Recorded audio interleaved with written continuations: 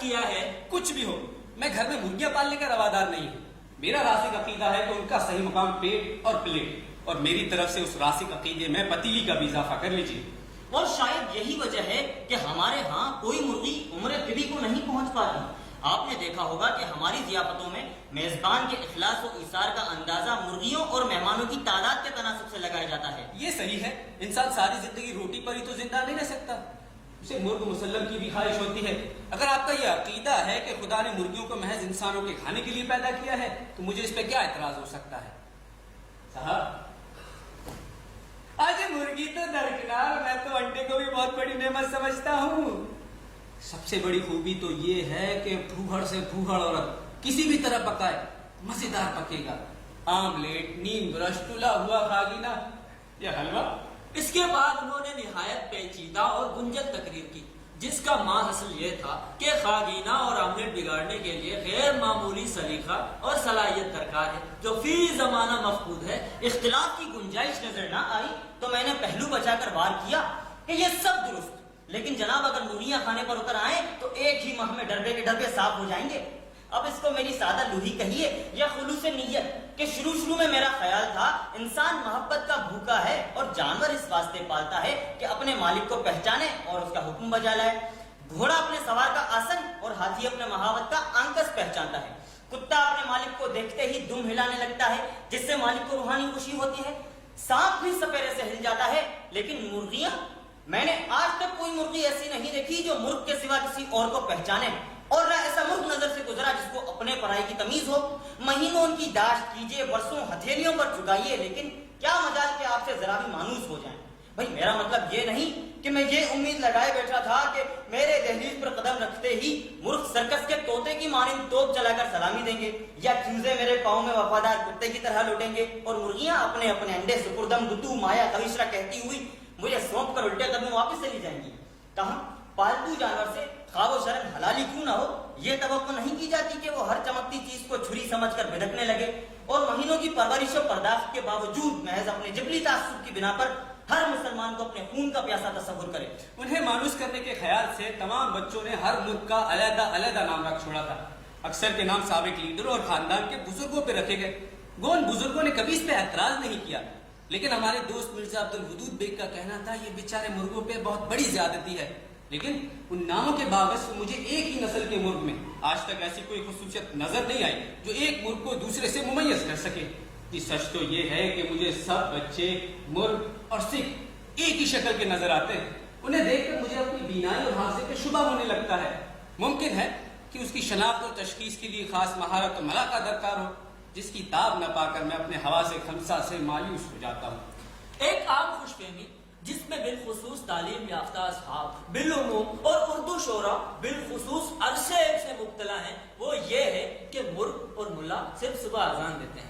18 مہینے اپنے عادات و خصائل کا مطالعہ کرنے کے بعد میں اس نتیجے پر پہنچا ہوں، یا تو میں جان بوجھ کر اس وقت سو جاتا ہوں جو قدرت نے مرغ کے اذان دینے کے لیے مقرر کیا، یا پھر یہ خدا کر اس وقت اذان دیتے ہیں جب خدا کے گنہگار بندے خواب غفلت میں پڑے ہوں۔ بہر صورت ہمارے پسندیدہ اوقات اتوار کی صبح اور سے پہر ہیں۔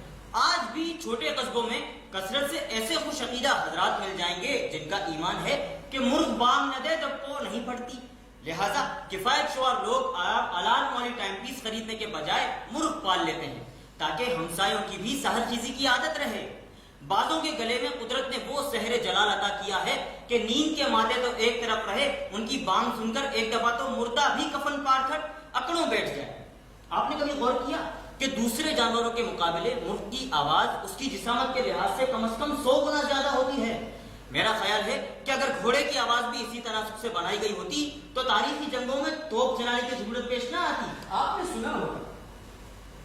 اب یہاں سوال یہ اٹھتا ہے کہ مرغ اذان کیوں دیتا ہے؟ ہم پرندوں کے نفسیات کے ماہر نہیں، البتہ معتبر بزرگوں سے سنتے چلے آ رہے ہیں کہ صبح دم چڑیوں کا چہچہانا اور مرغ کی اذان دراصل عبادت ہے۔ اسی لیے جب مرزا عبدالودود بیگ نے ہم سے پوچھا کہ مرغ اذان کیوں دیتا ہے تو ہم نے سیدھے سوبھاؤ یہی جواب دیا، سنا کرتا ہے۔ ارے بھائی، اگر یہ جانور واقعی اتنا عبادت گزار ہے تو مولوی صاحب سے شوق سے کیوں کھاتے ہیں؟ ایک دن موسلادھار بارش ہو رہی تھی، تھکا ماندہ بارش میں شرابور گھر پہنچا تو دیکھا کہ 3 مرغے میرے پلنگ پر باجماعت اذان دے رہے ہیں۔ میں نے ذرا اپنی بیوی سے پوچھا کہ بھئی یہ اتنا گلا پھاڑ پھاڑ کے کیوں چیخ رہے ہیں؟ آپ خامخواہ الرجک ہو رہے ہیں، یہ تو چونچ بھی کھولے تو آپ کو یہی لگتا ہے آپ کو چڑھا رہے ہیں۔ میری صبر کا پیمانہ لبریز ہو گیا۔ میں نے کہا بس بہت ہو چکا، آؤ اور 2 ٹوک فیصلہ ہو ہی جائے، اب اس گھر میں یا تو یہ رہیں گے یا پھر میں۔ ان کی آنکھوں میں سچ مچ آنسو بھر آئے، ہراساں ہو کر کہنے لگی اس برسات میں آپ کہاں جائیں گے؟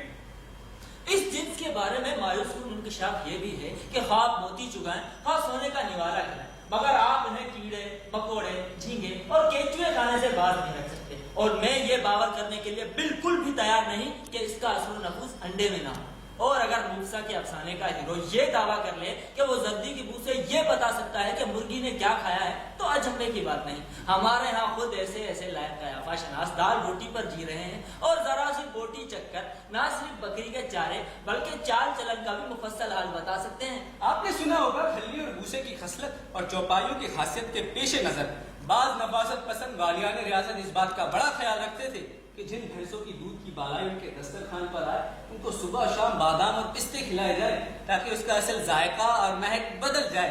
اس سے یہ ظاہر ہوتا ہے کہ اس زمانے میں اصل دودھ کی خوبی یہ تھی کہ اسے پی کے کوئی یہ نہ کہہ سکے کہ یہ دودھ ہے۔ ایک اتوار کو شور سے آنکھ کھلی تو دیکھتا ہوں محلے بھر کے بچے جمع ہیں اور ان کے سروں پر چیل کوے منڈلا رہے ہیں۔ ذرا پاس جا کر دیکھا تو میرے نئے کیرم بورڈ پر لنگڑے مرغ کا جنازہ بڑی دھوم سے نکل رہا ہے۔ بچے 4 کی ٹولیوں میں بٹ گئے اور باری باری کندھا دے رہے تھے۔ ذرا پاس جا کر دیکھا تو آخر میں ایسے شرکا بھی موجود تھے جو گھٹنیوں چل رہے تھے اور اس بات پر دھاڑے مار مار کر رو رہے تھے کہ انہیں کندھا دینے کا موقع کیوں نہیں دیا جاتا۔ اس کے کچھ دن بعد چشمے ہیرا نے دیکھا کہ ہمسایوں میں شیرنی تقسیم ہو رہی ہے۔ معلوم ہوا کہ شہ رخ نے آج پہلی مرتبہ آذان دی ہے۔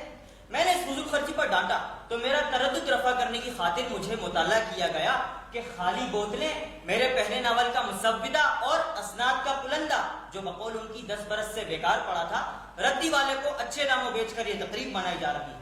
خلاصہ مختصر، اس کے چند ہی ماہ بعد اس طاہر لاہوتی نے گھر کا وہ نقشہ کر دیا کہ ایسے حالات میں وہ شعر پڑھنے کو جی چاہتا ہے جو قدر مختلف حالات میں حسنہ پری نے حاتم طائی کو سنایا تھا۔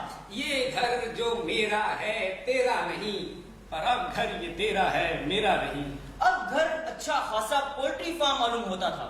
فرق صرف اتنا تھا کہ پولٹری فارم میں عام طور سے اتنے لوگوں کے رہنے کی جگہ نہیں ہوتی۔ یہاں یہ سلسلہ چل ہی رہا تھا کہ ادھر ایک تشویشناک صورت یہ رونما ہوئی کہ ایک مرغ کٹھنا ہو گیا۔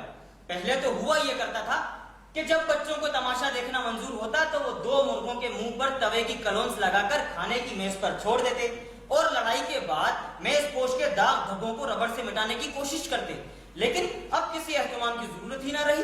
اب تو وہ دن بھر پڑوسیوں کے مرغوں سے فی سبیل اللہ لڑتا اور شام کو پھر مجھے لڑاتا۔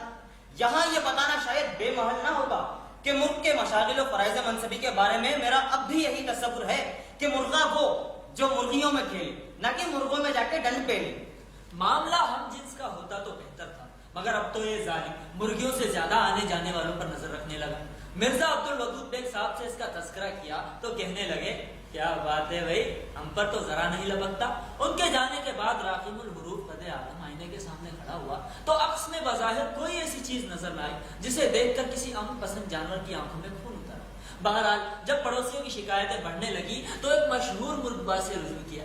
ان کا کہنا تھا کہ قدرت نے اس پرند کو ہر لحاظ سے ہری چک بنایا ہے اور یہ غالباً اس لیے کٹھنا ہو گیا ہے کہ آپ نے اسے بچا کچا گوشت کھلا دیا ہے۔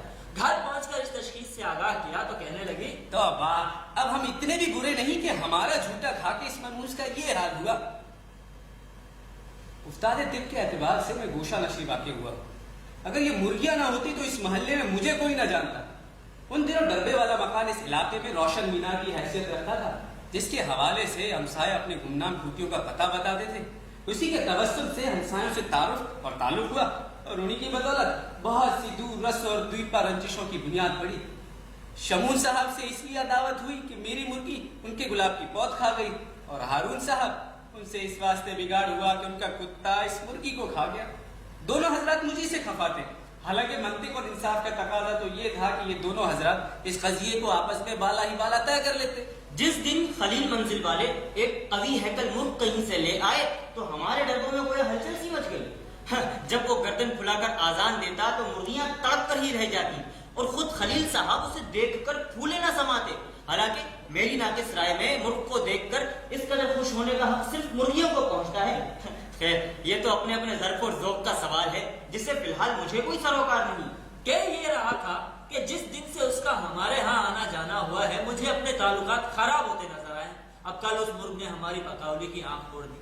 رات بھر اپنی تقریر کا ریہرسل کرنے کے بعد صبح جب میں خلیل صاحب کو ڈانٹنے گیا تو وہ اپنے ہاتھ میں ایک انڈا لیے حاضرین کو اس طرح اترا کر دکھا رہے تھے جیسے یہ ان کی ذاتی محنت اور صبر کا پھل ہو۔ ملاقات کے روادات درج ذیل ہیں۔ میں نے اپنا تعارف کراتے ہوئے کہا میں ڈربے والے مکان میں رہتا ہوں۔ کوئی حرج نہیں۔ کل آپ کے مرغ نے ہماری مرغی کی آنکھ پھوڑ دی۔ اطلاع کا شکریہ۔ دائیں یا بائیں؟ حافظے پر بہت زور دیا مگر یاد نہ آیا کہ کون سی تھی۔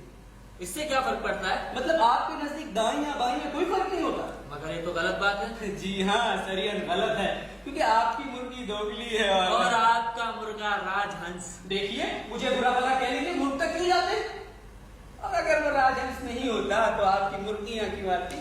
ارے بھائی جانور ہی ہے، انسان تو نہیں جو منہ باندھے پڑا رہے۔ آپ اپنی پدماوتی کو باندھ کے نہیں رہ سکتے تو بندہ بھی اس کے منہ پہ گلاس چڑھانے سے رہا۔ غرض ظلم و زیادتی کے خلاف جب بھی آواز اٹھائی اپنی رہی سہی اوقات خراب کر